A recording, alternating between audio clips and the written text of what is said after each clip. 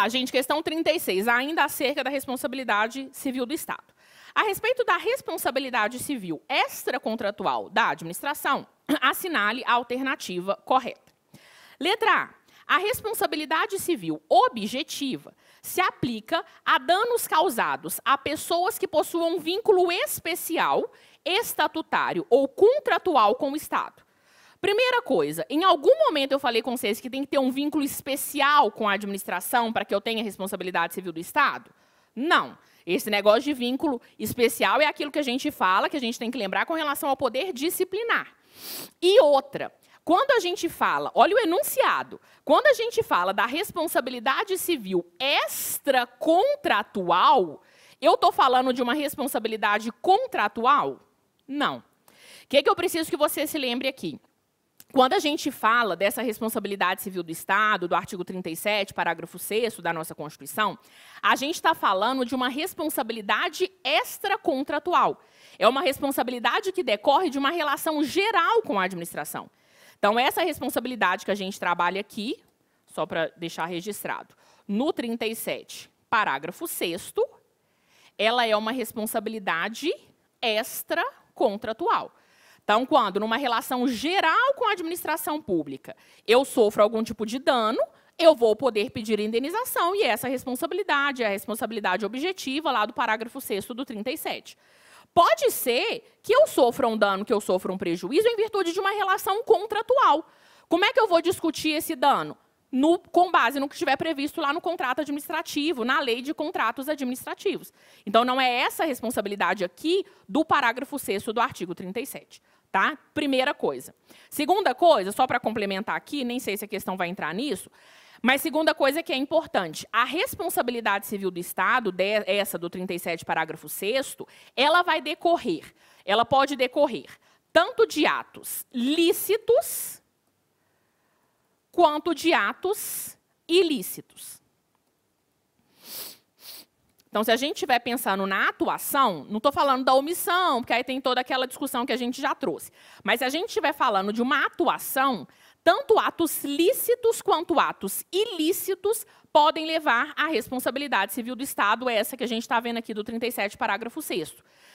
Por que eu estou dizendo isso? Porque lá no direito civil, quando você fala em responsabilidade civil entre dois particulares, você tem a questão do ato ilícito, né, de ter uma ilicitude ali da atuação. Aqui, no direito administrativo, não tem essa necessidade. Às vezes, eu tenho um ato lícito da administração, mas que vai me gerar um dano. E aí, eu tenho conduta do agente estatal, esse dano. Responsabilidade civil do Estado. Vamos pensar no exemplo para ficar claro para a gente. Imagina que eu tenho um posto de gasolina numa determinada avenida da cidade, e aí o município ele resolve fazer uma revitalização dessa avenida. E aí, ele vai fazer uma obra nessa avenida durante um ano. É um ato lícito do município? Claro, maravilhoso, está buscando o interesse público, o interesse da coletividade. Mas eu tenho um posto de gasolina que vai ficar um ano sem funcionar. Eu posso pedir indenização do Estado em virtude dessa atuação? Posso. É um ato lícito do Estado, mas que eu tenho uma ilicitude do dano. Eu não deveria sofrer aquele dano. Então, eu tenho responsabilidade civil também. Tá? Então, só cuidado que não é só com atos ilícitos, e também com relação a atos lícitos. Vamos lá, então. Então, a letra A, não, porque a gente está falando de responsabilidade extracontratual, então não tem que ter, né, uma relação, por exemplo, contratual. Letra B. O direito brasileiro adota a teoria da culpa anônima. A culpa anônima, gente, ela foi uma teoria que foi usada durante muito tempo no direito administrativo. Responsabilidade civil é um tema que a gente, às vezes, ainda tem questões do histórico, né, da responsabilidade civil sendo cobrada. E na teoria da culpa anônima, que a gente pode chamar, inclusive Joel perguntou, né, no nosso bloco passado, de teoria da falta do serviço, ou de teoria da culpa do serviço, era uma análise, né, era uma teoria de responsabilidade civil em que se analisava se o serviço que a administração pública ela tinha que prestar, ele tinha sido prestado. Porque caso aquele serviço ele não funcionasse, ele funcionasse mal, ele funcionasse atrasado, gerasse, né, com isso um dano, haveria que se falar em responsabilidade civil do Estado. Essa teoria da culpa anônima, da falta do serviço, da culpa do serviço, ela hoje, para uma boa parte da doutrina, pelo menos para uma doutrina mais moderna, ela não é mais aplicada.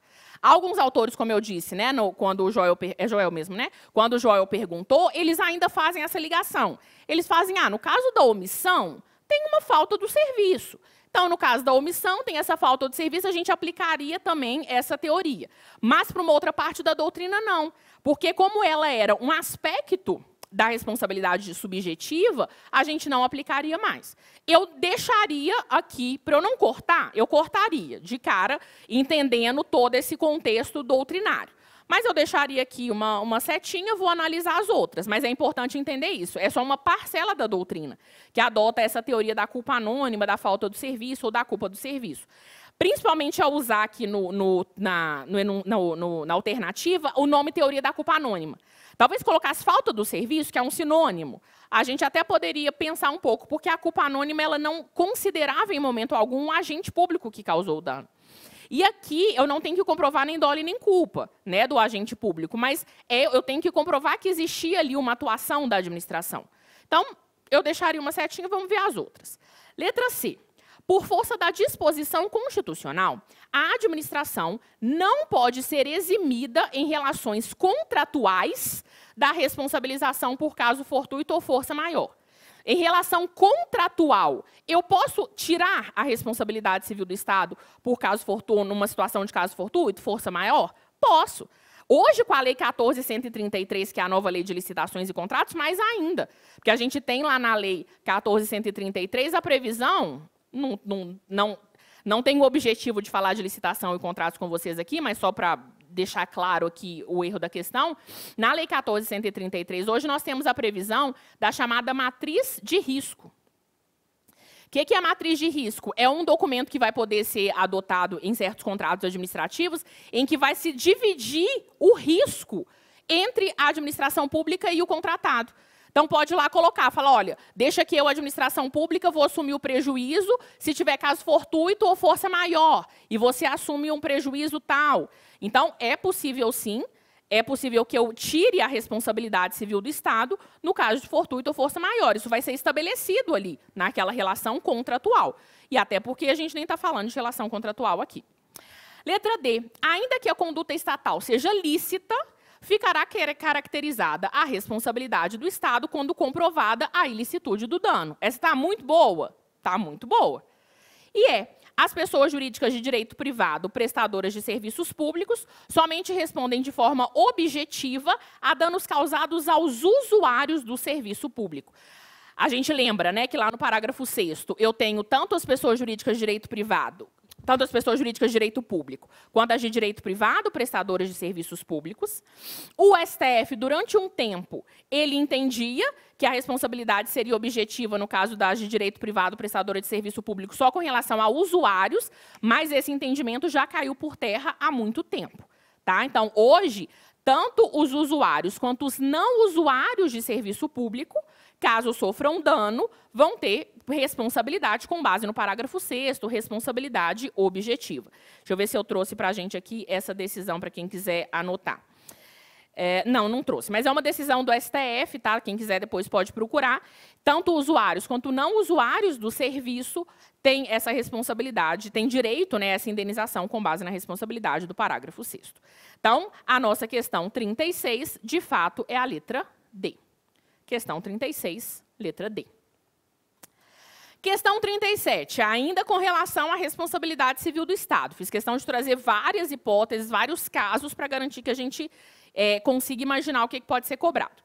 Maria trafegava em seu carro na ponte Rio-Niterói durante a manhã, a caminho do trabalho, sentido Rio de Janeiro, quando, em meio ao trânsito lento, foi surpreendida por uma viatura da Polícia Civil, que passou de forma brusca e acelerada ao lado de seu veículo, causando um leve abarroamento, que levou a motorista a colidir contra o veículo à sua frente, o que, afinal, causou graves danos a esses dois carros. Apesar do acidente e dos danos materiais aos dois veículos, não houve feridos. Após confeccionar a declaração de acidente de trânsito no site da Polícia Rodoviária Federal, Maria resolveu comparecer ao plantão da Corregedoria Geral da Polícia Civil para noticiar o ocorrido, tendo indicado o número da unidade policial inscrito na viatura, assim como o horário em que o abarroamento havia acontecido. Então, Maria estava lá, sofreu um dano que foi causado por uma viatura da Polícia Civil. Resumindo toda essa história aqui, é isso.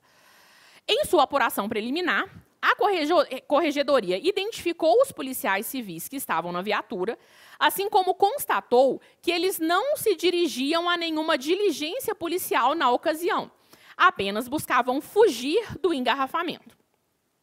Após regular sindicância administrativa disciplinar, os policiais foram punidos. Ao tomar conhecimento do resultado da apuração da Corregedoria Geral de Polícia Civil, Maria decidiu ajuizar ação para obter do Estado reparação civil, tendo em vista os danos causados em seu veículo. A partir dessa situação hipotética, assinale a opção correta com relação à responsabilidade civil dos servidores públicos. Vamos aqui já analisar alguns pontos. Primeiro, a Maria, ela precisava esperar a apuração da Corregedoria Geral para que ela pedisse indenização? Não. Mesmo que os agentes policiais eles estivessem numa operação policial, causaram dano, o Estado teria que se responsabilizar? Sim. Então, Maria ter ficado ali esperando, besteira dela, já podia estar com dinheiro há muito tempo. Então, a Maria não precisava ficar esperando. O fato de que os agentes não estavam se dirigindo a uma diligência policial, que estavam só querendo fugir do engarrafamento, faz alguma diferença para a ação que a Maria vai ajuizar?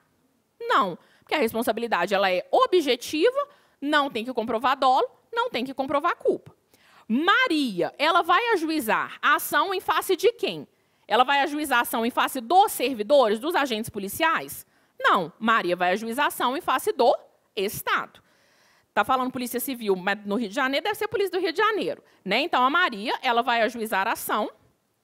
Então, eu desenhei ela pequenininha aqui, tá? Então, Maria ajuiza a ação em face do Estado. Comprovado conduta do agente estatal nexo dano, responsabilidade civil, o Estado depois é que vai, no regresso, cobrar dos seus agentes públicos. E aí, aqui, o agente vai responder se ficar comprovado o dolo ou a culpa. Beleza, acho que vai ser isso que a nossa questão vai tratar aqui. Vamos ver. Letra A. Maria deverá ajuizar a ação de responsabilidade civil em desfavor do policial que conduzia a viatura quando do abarroamento, já que foi apurado no procedimento disciplinar que ele atuou com dolo ou culpa. Em face do agente policial, do policial? Não. Inclusive, trouxe agora aquela decisão, tem aqui anotada aquela decisão da teoria da dupla garantia que eu comentei com vocês. Quem quiser anotar, a gente tem 3 informativos do STF que têm decisões nesse sentido. Então, informativo 436, informativo 519, informativo 947. Esse informativo 947 é mais recente, né, de 2019, em que o STF volta a falar e reiterar essa questão da teoria da dupla garantia. Então, a teoria da dupla garantia é basicamente para dizer que a pessoa que sofreu dano, ela ajuiza a ação em face da pessoa jurídica, de direito público ou de direito privado que presta serviço público. E depois, no regresso, é que a pessoa jurídica cobra do agente público. Só para vocês não terem que decorar para a gente entender. Por que é o nome, né? Por que eu tenho esse nome de teoria da dupla garantia? Porque para o STF, esse esquema que a gente desenhou aqui da Maria, em que a Maria, ela ajuiza a ação em face do Estado e depois o Estado cobra do seu servidor, né, do seu agente público, é uma garantia tanto da pessoa que sofreu o dano quanto do agente público. Por que é uma garantia da pessoa que sofreu o dano? Porque ela sabe que ela não tem que comprovar nem dolo e nem culpa. Mas também é uma garantia do agente público que só vai responder lá no regresso. Então, se é uma garantia tanto da Maria quanto do policial, aqui nesse nosso caso, a Maria não pode abrir mão sozinha e falar, ah, não, prefiro ajuizar a ação em face do policial. Porque para a Maria seria até melhor, se a gente for pensar na maioria das vezes. Porque a Maria vai ter uma indenização aqui nessa ação judicial de indenização, ela vai receber como? Por precatório. Vai demorar pra caramba. Às vezes até era melhor para a Maria ajuizar a ação diretamente em face do policial, porque aí o policial ia ter que pagar, ainda que ela tivesse comprovado dolo ou culpa, mas ela já recebia direto. Mas ela não pode fazer isso. Tá? Então, por isso que o STF chama de teoria da dupla garantia. Então, letra A, errada, Maria não vai ajuizar a ação em face do policial. Letra B. A ação por danos causados por agente público deve ser ajuizada contra o Estado, não sendo possível a responsabilização civil do servidor que causou o dano, nem mesmo em ação de regresso. Errado, porque tem ação de regresso. Letra C.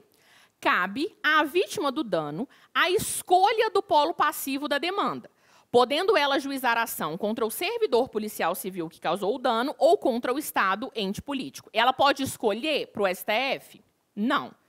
Ela não vai escolher, ela vai ajuizar a ação em face do Estado. Só fazer um parênteses rápido aqui. A gente já teve uma decisão do STJ que ele falava isso.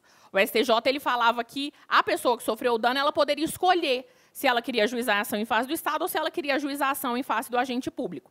Só que essa decisão do STJ, primeiro, ela era de uma turma que julgava, né, que tem a competência para julgar questões do direito privado. Então, ela já não tem tanta legitimidade assim para julgar direito público, para mudar um entendimento assim. E temos a decisão do STF que fala da teoria da dupla garantia. Então, o que prevalece, não temos dúvida, tá? É a teoria da dupla garantia. Alguns autores tentam defender e usar essa decisão do STJ, mas não temos dúvida, para a prova, toda questão que for cobrar, essa questão de poder ajuizar ou não em face do agente público, usa o entendimento do STF. Letra D. A ação por danos causados por agente público deve ser ajuizada contra o Estado ou contra a pessoa jurídica de direito privado prestadora de serviço público, sendo parte ilegítima para a ação o autor do ato, em observância ao princípio da dupla garantia, assegurado o direito de regresso contra o responsável nos casos de dolo ou culpa. Perfeito? Perfeito. E letra E. É cabível a ação de regresso contra o agente responsável pelo dano somente nos casos de ato doloso. É só ato doloso? Não. Então, resposta letra D. Questão 37, letra D de dado. Tranquilo, gente? Tudo certo? Acho que é a última, deixa eu me lembrar aqui, acho que é a última com relação à responsabilidade civil do Estado, mas também traz alguns casos interessantes e eu quis trazer para vocês. E aí depois a gente já vai para a improbidade administrativa. 38. Com relação à responsabilidade civil do Estado, julgue os itens seguintes, de acordo com o entendimento jurisprudencial dos tribunais superiores. 1. Em razão do dever estatal de proteção à incolumidade física do preso, a responsabilização civil do Estado, em caso de morte no interior de estabelecimento prisional, ocorrerá ainda que seja demonstrada a impossibilidade do ente de agir para evitar a morte do detento. Lembrando a questão da morte do preso, que a gente falou rapidamente dela. Primeiro, o STF fala da morte do preso no presídio, no informativo 819. O STF estabeleceu que o Estado ele responde de forma objetiva pela morte do preso no presídio, em virtude daquele descumprimento do dever específico de cuidado. Então, essa é a regra. O Estado responde de forma objetiva porque eu tenho uma relação de custódia entre o preso e o Estado. Né? Quando o Estado tira, a Carmen Lúcia fala isso na decisão dela, no voto dela. Quando o Estado tira uma pessoa da casa dela, independente do crime que ela cometeu, e coloca no presídio, ele está assumindo, ele está criando ali uma relação de custódia. E, em virtude da relação de custódia, assume um dever de garantir a integridade física e moral do preso, inclusive contra ele mesmo. Se o Estado descumpre esse dever e o preso venha a falecer, ainda que no caso do suicídio, o Estado vai se responsabilizar a responsabilidade objetiva.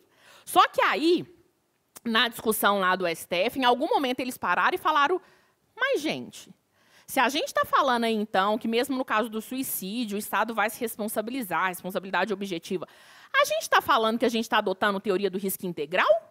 Porque suicídio é fato exclusivo da vítima. Então, a gente está falando que não estamos adotando teoria do risco administrativo e indo lá para a teoria do risco integral, estamos criando uma outra hipótese lá. E aí todos eles falaram, de jeito nenhum. A gente continua adotando a teoria do risco administrativo. Tanto é, e aí eles trazem isso na decisão, que se a morte ela não puder ser evitada, se a morte ela não tem ligação com a relação de custódia, o Estado não tem que se responsabilizar. O Estado vai se responsabilizar quando a morte tem ligação com a relação de custódia, quando ela poderia ser evitada pelo Estado e o Estado se omitiu. Tem hora que não tem como evitar, tem hora que o preso vai ter um mal súbito Ele estava os exames todos feitos, tudo certinho, foi lá, teve um mal súbito, morreu. Ele poderia morrer fora ou dentro do presídio. Estava lá no pátio, cai um raio na cabeça dele e ele morre. Esse dano, ele não tinha como ser evitado. E aí, nesse caso, o Estado não se responsabiliza. Tá? O Estado se responsabiliza ou quando a morte tem ligação com a relação de custódia ou quando poderia evitar e não evitou. Então, é teoria do risco administrativo ainda. Então, voltando. Em razão do dever estatal de proteção à incolumidade física do preso, a responsabilização civil do Estado em caso de morte no interior de estabelecimento prisional ocorrerá, ainda que seja demonstrada a impossibilidade do ente de agir para evitar a morte. Se tem impossibilidade, aí o Estado não vai se responsabilizar. Então, errada essa assertiva. Um outro exemplo que aconteceu aqui em Minas Gerais. Estou pensando em todas as possibilidades de casos concretos para caírem para vocês, que tem ligação, obviamente, né, com o cargo.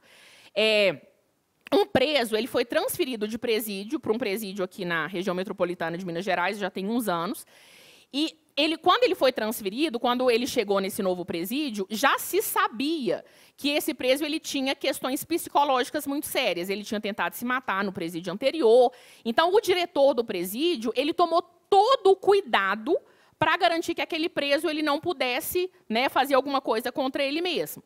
Então, colocou ele numa cela que não tinha nada que ele poderia usar para se matar, estava fazendo tratamento psiquiátrico, estava psicólogo, estava tentando ali de toda maneira evitar a morte daquele preso, por já se saber, né, que ele poderia ali atentar contra a própria vida.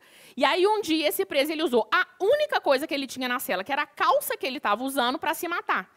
Nesse caso, há que se falar em responsabilidade civil do Estado pela morte desse preso? Não, o Estado tentou de todas as maneiras evitar o dano. Então, tem que ter, obviamente, essa questão de ser possível evitar aquele dano, né? Então, há um errado. 2, de acordo com o princípio da reserva do possível, reiterado descumprimento do dever estatal de assegurar a integridade física e moral do preso não impõe a responsabilização civil do Estado por danos gerados pela falta ou insuficiência das condições legais de encarceramento. Também uma decisão extremamente importante para a gente do STF, que está lá no informativo 854, informativo 854, que é aquela em que o STF entendeu ser cabível indenização por danos morais ao preso em situação degradante. Também decisão, né, que tem pertinência temática, né, com a segurança pública de um modo geral. Então, sempre é importante a gente lembrar aqui. Então, o informativo 854 do STF traz a decisão em que o STF foi analisar a responsabilidade ou não, né, a responsabilidade civil do Estado com relação aos danos causados ao preso em situação degradante. Qual foi a história? Tinha uma determinada pessoa, ele tinha cometido estelionato, não faça diferença o crime que ele cometeu, mas só para a gente já ir imaginando a história. E aí ele estava preso e ele estava num presídio estadual superlotado, que infelizmente, né, é uma realidade, né, da questão carcerária no nosso país. A gente já teve o STF manifestando mais de uma vez, né, que estamos no estado de coisas inconstitucional pela crise carcerária. E ele estava ali num presídio superlotado, era, num caso concreto, de fato, bem característica, assim, se percebia, né, sem dúvida nenhuma, a questão degradante. Era um presídio superlotado, tinha tido uma fiscalização da vigilância sanitária, que tinha falado que era impossível seres humanos morarem ali. Enfim, estava, infelizmente, numa situação que a gente sabe que vários presos estão. E aí ele ajuizou uma ação pedindo danos morais, em virtude do descumprimento, né, do dever específico de cuidado. O Estado tem o dever de garantir a integridade física e moral do preso. O Estado tem que garantir a dignidade da pessoa humana. Então, ele ajuizou uma ação por danos morais, e a discussão no STF ela foi assim, extremamente rica de tentativas de resolver o problema sem ter que entrar na responsabilidade civil do Estado. Porque a gente sabe que a gente está no estado de coisas inconstitucional pela questão carcerária, muito por falta de dinheiro.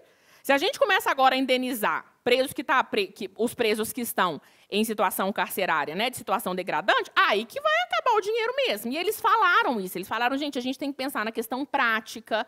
Hoje a própria Lindbe, né, traz essa questão. Vão pensar em outras soluções. Teve gente que propôs a possibilidade de diminuir a pena para o preso que está no presídio superlotado. Tentaram inventar ou pensar em coisas de todas as maneiras possíveis, mas no final eles falaram, a gente não tem o que fazer. É direito administrativo isso aqui, a gente tem que aplicar o direito administrativo. Se eu tenho um dever de cuidado, o Estado descumpre o dever, e isso causa dano, é responsabilidade civil do Estado. Tentaram usar a reserva do possível, falando que não era possível, que o Estado não tinha condições de garantir, né, as condições de tirar, né, essa situação degradante do presídio, mas a própria reserva do possível não pôde ser aplicada aqui, porque o STF, na discussão, eles falaram, gente, a gente não pode usar a reserva do possível como desculpa para tudo. Quando a gente tem uma situação de fato degradante que fere qualquer princípio ou garantia constitucional, a gente tem que pensar na responsabilidade civil do Estado.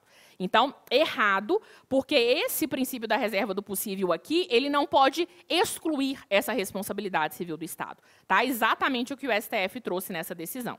Então, a 2 também está errada. 3.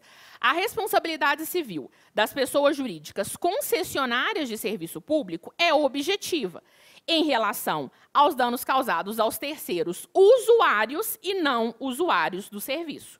Certíssimo? Certíssimo. Então, a única certa, na verdade, é a 3. Assinale a opção correta, então a letra C. Apenas o item 3 está certo. Tranquilo? Terminamos em responsabilidade civil do Estado, a gente entra agora nas nossas próximas questões em que a gente vai tratar da improbidade administrativa. Bora para o próximo bloco, porque aí a gente fica nessas nossas últimas questões.